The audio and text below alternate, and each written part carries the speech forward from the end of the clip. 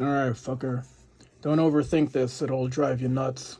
It's pretty much why nobody likes these shocks, because um, there's so much tuning involved to it, and there's so many different spring rates and oils that can be used and for combinations and whatnot.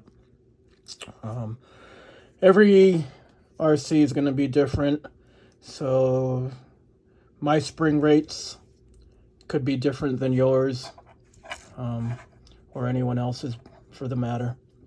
Right now I have medium soft and a small soft spring. Medium soft is under the piston, and then the small spring will be inside the tube. Just place the spring in there. It's in there right now. Now you don't need to fill this up all the way with oil. You can do it just up until maybe the bottom of where the threads start inside the tube, or halfway would be good. I usually just fill it halfway or just to the top of the spring that's inside the tube.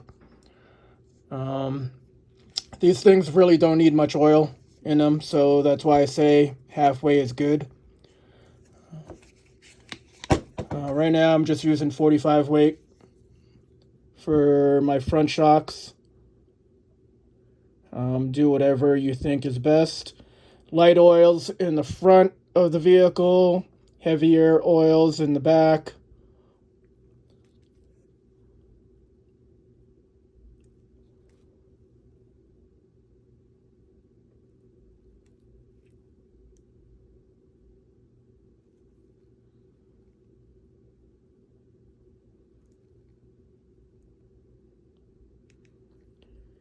If you fill it halfway or up to the thread lines where it begins, obviously some of it's going to seep out when you're bleeding it. If you look on the bottom of these threads, you see the little slot groove. It's done on both sides. I don't know if you can see that or not. But that groove is where the oil bleeds out from. So that right now is filled. It's probably hard to see, but it's filled halfway. Just take that down. Start threading it a little bit.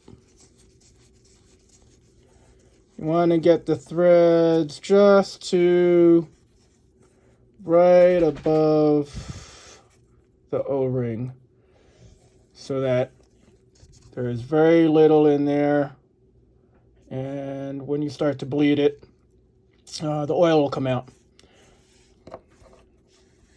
What I do is I'll take this so that it stops it from spinning around as I'm tightening it.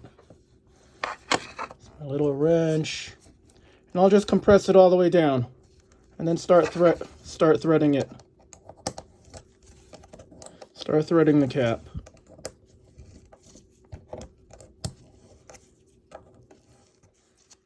Now these shocks come with an extra oil ring, so I just actually changed the oil ring on this one for when I'm doing this process for you.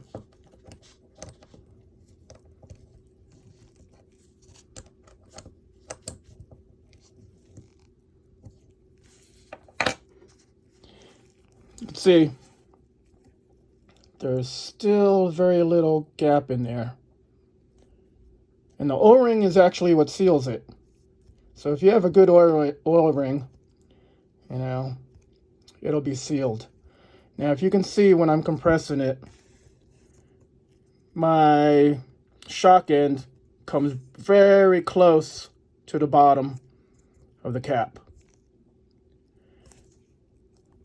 Now that's good, because you can see there's good rebound.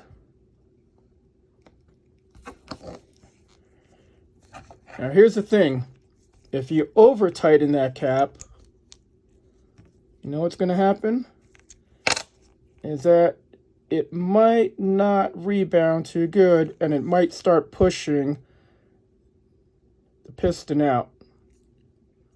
That's the problem where a lot of people happen, is because they're not leaving enough gap between the cap and the tube.